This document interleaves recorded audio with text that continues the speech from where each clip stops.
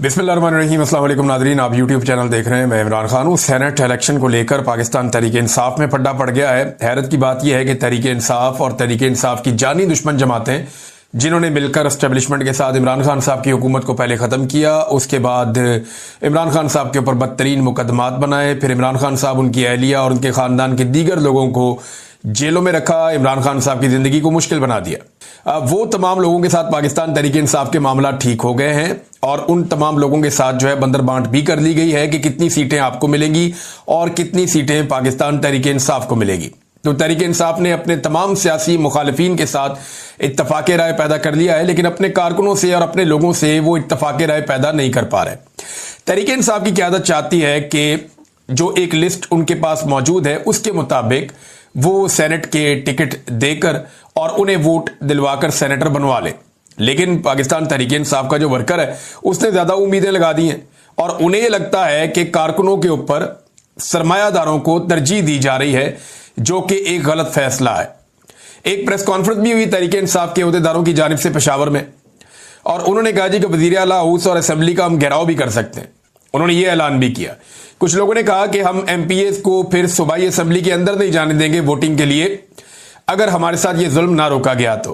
खासतौर पे जो लोग गुस्से में हैं वो मिर्जा अफरीदियों के चक्कर में है। वो ये कहते हैं जनाब के जिस वक्त तहरीक पर फोकस होना चाहिए उस वक्त पाकिस्तान तहरीक इंसाफ की क़यादत जो है वो मिर्जा अफरीदियों की चाकरी में लगी हुई है और अभी तहरीक पे फोकस करने का वक्त है, लेकिन पार्टी तकसीम हो रही है और इस तरह के फैसलों से मायूसी हो रही है। देखिए, मिर्जा अफरीदी अगर सेनेटर बन गया तो चंद सिक्के और उछालेगा और फिर तमाशा देखता हुआ वर्ल्ड टूर पे निकल जाएगा, एंजॉय करता हुआ, और फातिहाना अंदाज में चला जाएगा। अब फवाद चौधरी ने भी यहां पे एक ताना कसा है, लोग मौका हाथ से जाने नहीं देते। फवाद चौधरी ने कहा जी कि मेरे पास 50 करोड़ रुपया नहीं है, अगर मेरे पास भी होते तो मैं भी पाकिस्तान तहरीक इंसाफ में वापस आ जाता। ज्यादा लोग जो इस वक्त रोला डाल रहे हैं, जो अजहर मशवानी ने बात की बैरून मुल्क से या बाकी पाकिस्तान तहरीक इंसाफ के लोग कह रहे हैं, वो इरफान सलीम का नाम ले रहे हैं। इरफान सलीम के बारे में मैं ज्यादा तो नहीं जानता, लेकिन ये मुझे पता है कि ये पाकिस्तान तहरीक इंसाफ के बहुत पुराने लोगों में से एक है। ये इमरान खान साहब के पास उस वक्त से है या इमरान खान साहब का साथ उस वक्त से दे रहा है जब इमरान खान साहब के साथ इनमें से कोई भी नहीं था, जितने आज आपको लोग दिखाई देते हैं। तो ये पाकिस्तान तहरीक इंसाफ का पुराना एक नजरियाती वर्कर है। पाकिस्तान तहरीक इंसाफ के जो इख्तलाफात हैं उन्हें पाकिस्तान के मीडिया पे खास तवज्जो दी जा रही है और पाकिस्तान के मीडिया में ज्यादा से ज्यादा ये इख्तलाफात दिखाए जा रहे हैं, इनके ऊपर कवरेज की जा रही है और एयरवे ने इसके ऊपर कवरेज की। नईम साहब जो है वो बड़े जबरदस्त रिपोर्टर हैं और मैं इनके साथ काम करता रहा हूं, हम एक साथ भी काम करते रहे फील्ड में। तो नईम भट्ट साहब ने बड़ी अच्छी खबरें ब्रेक की हैं, इससे पहले ये भी खबर उन्होंने दी थी और खबर का जो बेशतर हिस्सा है वो बड़ा जबरदस्त है और उसको तरदीद नहीं की जा सकती। वो चीजें सामने आना शुरू हो गई हैं और ये खबरें हम भी पहले देते रहे हैं, बल्कि नईम भट्ट साहब ने उसमें इजाफा ही किया चंद चीजों का। मगर ये जो बैरिस्टर सैफ वाला पोर्शन है कि बैरिस्टर सैफ इमरान खान साहब के साथ वफादारी में डट जाएंगे, ये ऐसा कोई समझ आने वाली बात नहीं है। इमरान खान साहब के बहुत सारे वफादार इमरान खान को नहीं मिल पाते, लेकिन बैरिस्टर सैफ इतना वफादार आदमी है कि वो जाकर इमरान खान से मिलना चाहता है और उसकी हर दफा मुलाकात भी हो जाती है।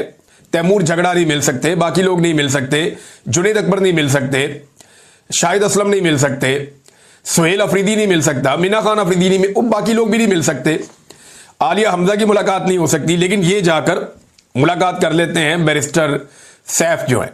बैरिस्टर गौर की भी हो जाती है मुलाकात। तो ये लोग एस्टेब्लिशमेंट के काफी करीब हैं। हाँ, लेकिन ये जरूर हो सकता है इस खबर में कि ये इख्तलाफ पैदा हुआ हो और इस मामले में अली अमीन गंडापुर और अलीमा खान साहिबा, ये सब लोगों का अपना अपना रोल है। सेनेट वाले मामले में लेकर अली अमीन ने चंद खबरों के मुताबिक अलीमा खान पर भी तनकीद की है और वो पार्टी को एक अलग डायरेक्शन दे रहे हैं। अब मिर्जा अफरीदी पे आगे मामला फंस जाता है कि पैसे वाला आदमी है ना, इसी तरह मिर्जा अफरीदी पे आगे मामला फंस जाता है और ऐसे ही मामला आ जाता है जो फजलुर रहमान साहब की पार्टी के दिलावर खान है। ये फजलुर रहमान साहब की पार्टी दिलावर खान को सेनेटर बनाना चाह रही है। बहुत मालदार आदमी, बहुत पैसे वाला आदमी है, ये सारी जमातों को पैसा खिला सकता है और अगर ये चाहे तो आप वैसे इंडिपेंडेंट उम्मीदवारों को खरीद के भी ये सेनेटर बन सकता है, थोड़ी सी इसको अगर आसरा मिल जाए एस्टेब्लिशमेंट की जानिब से। तो यहां पे एक पैसे का खेल खेला जा रहा है खैबर पख्तूनख्वा में और उसमें पाकिस्तान तहरीक इंसाफ के जो नजरियाती लोग हैं वो नाराज हो रहे हैं। एयरवे की जो खबर है उसका बेशतर हिस्सा, ये नईम भट्ट साहब ने भी कहा कि मेरी खबर है तो इसके बेशतर हिस्से के ऊपर तो बात ही नहीं की, एमी बिलावजह बाइकआउट करने जा रहे हैं। उन्हें कहा पाकिस्तान तहरीक इंसाफ के शेख वकास अकरम साहब को, लेकिन अम्माद यूसुफ साहब ने एक ज्यादती की है। अम्माद यूसुफ साहब ने इमरान खान साहब पे तनकीद करते हुए कहा कि अरशद शरीफ जब पाकिस्तान से बाहर चले गए थे तो इमरान खान साहब ने उनका वीजा नहीं लगवाया बरतानिया का, जिसकी वजह से वो कीनिया में शहीद हो गए। और वो चाहते इमरान खान साहब तो वीजा लगवा सकते थे अरशद शरीफ का, उन्होंने कहा जी बरतानिया का। अब मेरा सवाल यह है कि क्या अम्माद यूसुफ साहब ये कहना चाह रहे हैं कि अरशद शरीफ साहब इमरान खान साहब से रिक्वेस्ट कर रहे थे कि मेरा बरतानिया का वीजा लगवा दें? अरशद शरीफ इंतहाई बागैरत इंसान थे, उनके जाती ताल्लुकात मुराद सईद से जरूर थे। आपके जाती ताल्लुकात बाद कोई दोस्त भी आपके होते हैं जिनसे आप दिल की बात भी कर लेते हैं, लेकिन मुझे नहीं लगता कि वो कभी इमरान खान से मदद मांगता, या इमरान खान उनकी मदद करते भी तो वो इमरान खान से मदद लेते। मुझे अच्छी तरह याद है कि मुझे एक दिन इमरान खान साहब ने कहा था कि आपके लिए अब मसाइल पैदा होंगे तो आप यहां चले जाएं, एक स्पेसिफिक जगह पे उन्होंने मुझे बताया था। खैबर पख्तूनख्वा के हवाले से उन्होंने एक फैसिलिटी मुझे देने की कोशिश की थी, तो मैंने इनकार कर दिया था, और इमरान खान साहब इसकी गवाही देंगे। तो मैंने उन्हें कहा था, मैंने कहा खान साहब खाली लड़ाई आपकी थोड़ी है, ये मुल्क का मामला है, मैं अपनी मर्जी से अपना काम कर रहा हूं और आप एक पॉलिटिकल पार्टी है, तो मैं यहां पे आपसे मदद नहीं ले सकता, लेकिन आपका ये कहने के लिए बहुत शुक्रिया। मैंने उनका शुक्रिया अदा किया। अब जब मेरे जैसा कमजोर आदमी ये कर सकता है कि इमरान खान साहब का शुक्रिया अदा कर दे कि मुझे आपकी मदद नहीं चाहिए, तो वो तो अरशद शरीफ था, ये तो अम्माद यूसुफ साहब उनकी तौहीन कर रहे हैं। दूसरी बात यह है कि एआरवाई को अपने पैरों पर खड़ा होना चाहिए था ना, वो अरशद शरीफ को नौकरी से ना निकालता, या वो चैनल्स जिन्होंने मुझे नौकरी से निकाला वो अपने पैरों पे खड़े होते और मुझे नौकरी से ना निकालते। अगर हमें नौकरियों से ना निकाला जाता, हम अपनी नौकरियों के ऊपर काम कर रहे होते, तो हम मुल्क छोड़कर कभी ना जाते। मुझे 2022 में शहीद अरशद शरीफ ने, जब उन्होंने मुल्क नहीं छोड़ा था, पाकिस्तान में थे, तो उन्होंने मुझे एक दिन कहा कि आप पाकिस्तान से इमरान कुछ अरसे के लिए चले जाए, आपके पास तो नौकरी भी नहीं है। तो मैंने उनसे कहा, मैंने कहा जी मैं अभी यहां रहना चाहता हूं अरशद भाई। उन्होंने कहा तुम्हें गिरफ्तार करने का फैसला हो गया है, और उनके पास इंफॉर्मेशन ठीक थी। उसके चंद दिनों बाद मुझे गिरफ्तार भी कर लिया गया। तो अरशद शरीफ साहब को मैंने कहा आप क्यों नहीं चले जाते? बातों बातों में मैंने उनसे भी ऐसे ही कहा, हंसते हंसते। तो उन्होंने कहा मैं यहां पे काम कर रहा हूं, मैं एआरवाई के ऊपर अपनी ड्यूटी कर रहा हूं, तो मुझे यहां पे रोजाना चैनल में जाना पड़ता है, बैठकर बात करनी पड़ती है, तो मैं यहां से जा नहीं सकता। तो जब तक अरशद शरीफ के पास नौकरी थी, उन्होंने मुल्क छोड़ने का कभी फैसला नहीं किया, ना उन्होंने छोड़ना था। एआरवाई ने उन्हें नौकरी से निकाला, फिर उन्हें मुल्क छोड़ना पड़ा। फिर देखिए, अभी अम्माद यूसुफ साहब ये तो बात कर रहे हैं इंतहाई माजरत के साथ, आपने ये तो कह दिया कि इमरान खान का कसूर है कि उसने वीजा क्यों नहीं लेके दिया। हालांकि इमरान खान कोई वीजा एजेंट तो नहीं है कि वीजा लेकर देंगे। अभी सिर्फ एक बंदे का नाम आया था, बीच में एक बंदे ने शोर मचाया था कि इमरान रियाज के अमेरिका के वीजे के लिए मैंने कोशिश की है, मैंने वो विड्रॉ ही कर लिया वीजा, मैंने कहा मुझे चाहिए ही नहीं। एग्जिस्टेंस है, इसी तरह पीएमएलएन की भी अपनी एक एग्जिस्टेंस है, लेकिन नवाज शरीफ साहब ने अपनी पॉलिसी से सत्यानाश ही कर दिया एक अच्छी खासी पॉलिटिकल पार्टी का। फिर वोटर लिस्टों का एक मसला बन गया। सुबह पोलिंग एजेंट्स जो अलग अलग पॉलिटिकल पार्टीज के पहुंचे पोलिंग स्टेशंस में, तो उन्हें पता चला कि जो पोलिंग का अमला सरकारी आया, उनके पास पोलिंग की जो लिस्टें हैं वो अलग हैं, यानी वोटर लिस्टें जो उनके पास हैं वो कुछ और हैं, और जो पोलिंग एजेंट्स लेकर आए जो उनको सरकार ने दी थी वो कुछ और है। दोनों किस्म की वोटर लिस्टें, उनमें फर्क था।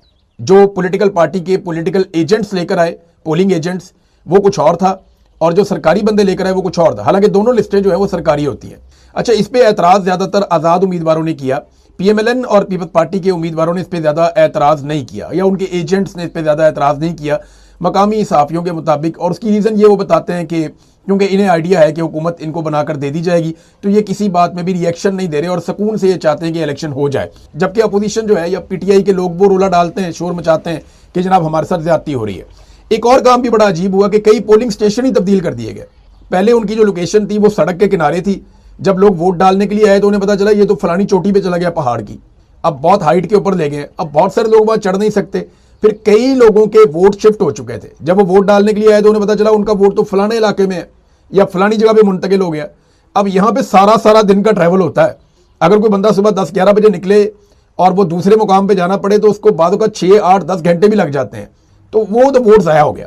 तो बहुत सारे वोट ऐसे ज़ाया कर दिए गए, बहुत सारी वोटिंग स्लो की गई, कई जगहों पे छोटी मोटी शिकायत मौसूल हुई, लेकिन ओवरऑल इन्होंने मैनेज किया, इलेक्शन को अच्छे तरीके से मैनेज किया। लेकिन ये पहला इलेक्शन है गिलगित बल्तिस्तान की तारीख में जिसमें सहाफ़ी ये बता रहे हैं कि हमें क्लियरली पता है कि कौन जीतेगा और कितना जीतेगा। यानी कि ये क्या बात हुई, जो सहाफ़ी इस्लामाबाद से, लाहौर से, मुख्तलिफ इलाकों से गए, मेरी उनसे बात हुई, डिजिटल मीडिया के जो जर्नलिस्ट हैं उनसे भी बात हुई। उन्होंने कहा जी एस्टेब्लिशमेंट के सोर्सेज ने यहाँ बहुत क्लियर किया हुआ है कि किसी को भी सिंपल मेजोरिटी नहीं मिलेगी। ना वो पीपल्स पार्टी को सिंपल मेजोरिटी दे रहे हैं, ना पीएमएलएन को सिंपल मेजोरिटी दे रहे हैं, ना वो पीटीआई के आज़ाद उम्मीदवारों को सिंपल मेजोरिटी लेने दे रहे हैं, वो किसी को भी सिंपल मेजोरिटी नहीं दे रहे। ये सबको 30%, 25%, 30% तकसीम करेंगे और उसके बाद MWM को एक आधी 2 सीटें मिल जाएंगी। कुछ लोग ये दावा कर रहे हैं इस्तेकाम पार्टी को एक आधी सीट मिल जाएगी, लेकिन कोई भी सादा अक्सरियत में नहीं होगा।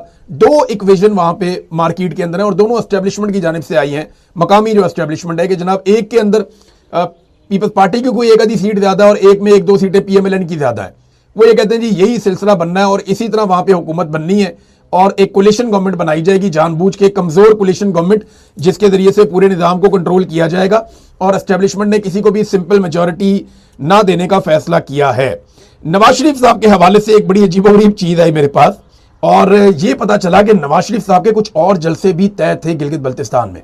ये सुबह मुझे चंद सहाफियों से मेरा राब्ता हुआ आज और उन्होंने मुझे बताया कि जनाब मियां साहब ने तो चंद जलसे और तय किए हुए थे और उन्होंने वो जलसे करने थे, लेकिन वो जलसे मियां साहब के हुए नहीं।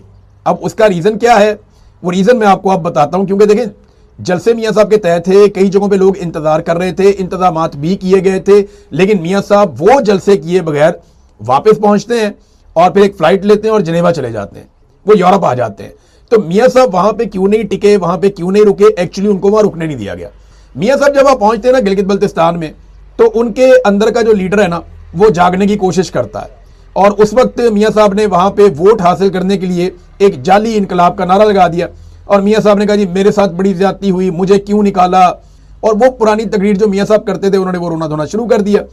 बिस्मिल्लाहिर्रहमानिर्रहीम, अस्सलाम वालेकुम नाज़रीन, आप यूट्यूब चैनल देख रहे हैं, मैं इमरान खान हूँ। वैसे तो प्री पोल रिगिंग हो चुकी है, यानी एस्टेब्लिशमेंट ने डकैती पहले ही मार दी है, लेकिन देखना है कि लोग किस हद तक खड़े होते हैं।